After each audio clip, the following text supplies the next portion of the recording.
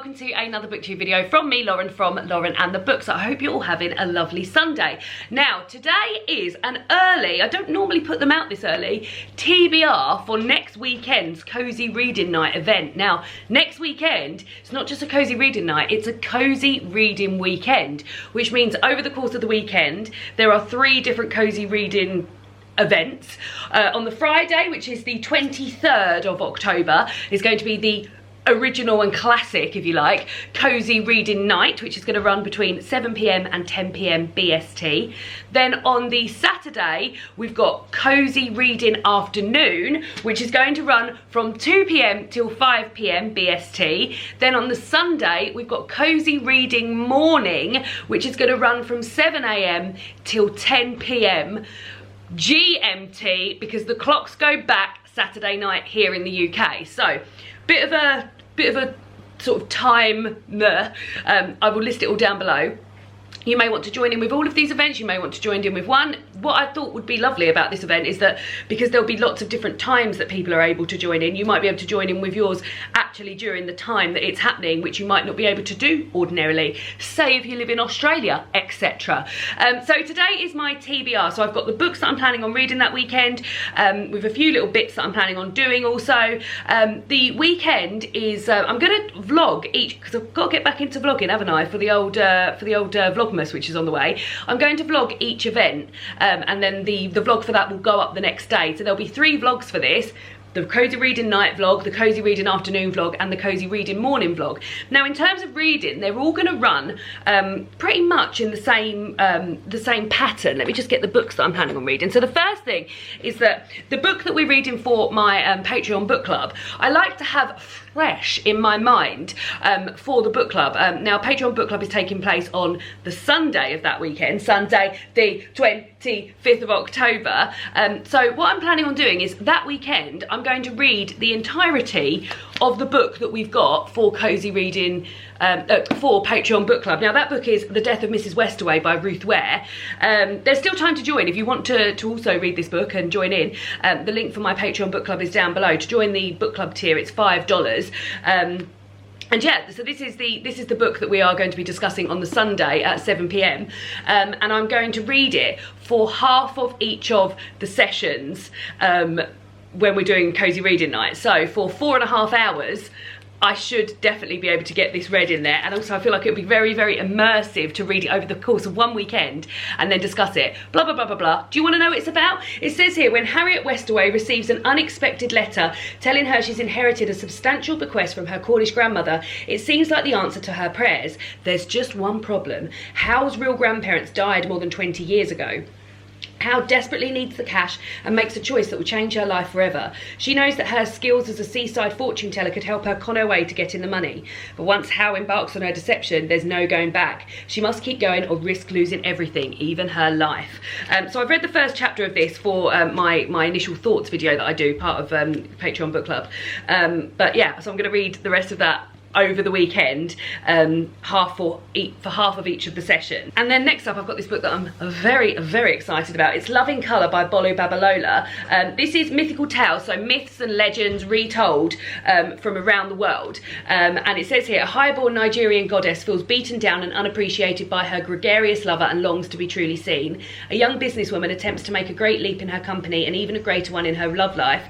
A powerful Ghanaian spokeswoman is forced to decide whether to uphold her family's politics or to be true to her heart. So it sounds like, as well as being retellings of myths and legends, some of them are brought sort of like bang up to date, told in modern world. So I'm going to read one of those for each of the sessions. The first one is called Osun, the next one is called Scheherazade, and then the next one is called Psyche.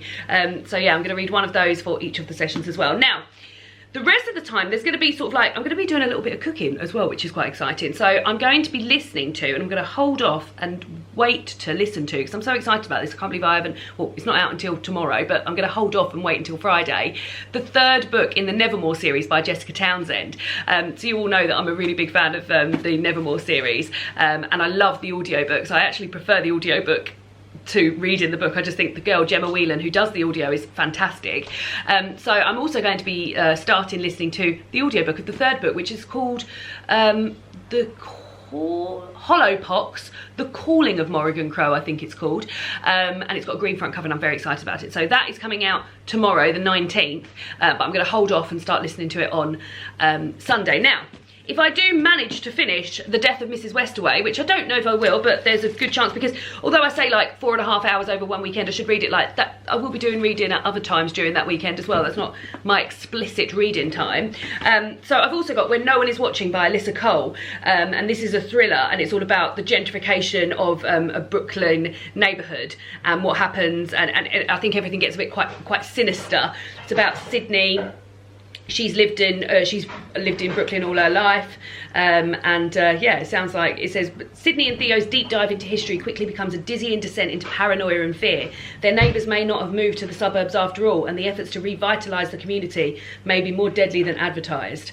Ooh. So yeah, that sounds like it's going to be really great as well. So if I do get to the end of The Death of Mrs Westaway, I'm going to crack on with When No One Is Watching by Alyssa Cole. So as I said, throughout the weekend, there's just a few extra bits I wanted to show you as well. So one thing that I've been really loving, and I'm hoping to go to Lush at some point this week in order to pick up some bath bombs, because Friday night, the Cosy Reading Night session, it's not complete. I've just realised I'm off centre, oh God. It's not complete without a bath bomb bath situation. So hoping to get my mitts on some bath bombs this week, hopefully some Halloween ones. But I already have this face and body mask, Beauty Sleep. Oh my God, it's so lovely. If you like the, oh God, it smells so good. If you like the sleepy scent done by Lush, and I can't remember what the actual, they've got a spray called Sleepy and a body lotion called Sleepy, and there's a bath bomb, I can't remember what it's called, but it's like lavender, and what else is in this? It's just amazing. Verbena, valerian, lemon verbena, oh God, it's just the most relaxing scent. It's this beautiful bright colour, bright purple colour as well. So I'm gonna have a bath with a bath bomb, hopefully like a lavender scented bath bomb as well. Some of this, have a lovely time. Now also, it's candle season in this house. We've got a lot of candles on, but we can't have them on too much because it just gets a bit too much. But this one that David bought earlier this year is from Next, and it's in this little black pumpkin, and it's so sweet, and it's pumpkin and ginger scented.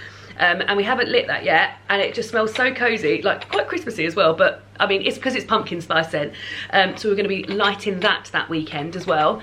Then, in terms of the food, as I mentioned, there'll be some food going on that weekend, and I'll be doing the I'll be vlogging that as well, because I just need to get back in the habit of doing a bit of vlogging, guys, just before Vlogmas happens. So on the Friday night, sorry, Cosy Reading Night, we're going to be having extra special meat-free bangers and mash. Is there more of a Friday night dinner than bangers and mash? I don't know if there is. That just screams Friday night at me. And this is a Gusto recipe. We've had our Gusto box delivered for this week, and these are going to be extra special bangers and mash apparently. And it's got carrots served with it, and some beans and some mash, and yummy. So that's Friday night. Then Saturday during the day, I haven't told David about this yet, but Saturday in the afternoon, we're going to be having a lunch of soup. Now, I love soup.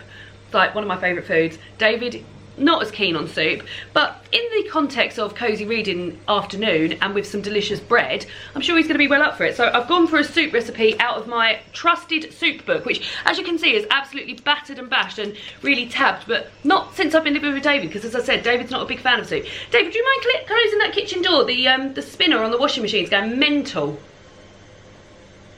Did you hear me? David? Yeah. Would you mind closing that kitchen door, because the spinner's going mad on... Right, I'm going to shop. Oh, okay, I love you. Yeah, I won't be long. Yeah. So, yeah, I'm going to be... This is a Covent Garden, a soup for every day. And in this book, there really is a soup for every day. Every single day of the year, they have a different soup. And they're all delicious. Now, there are some with meat in them. Luckily, the soup for October the 24th is not got meat in it. It is cream of fennel. Now, I love fennel.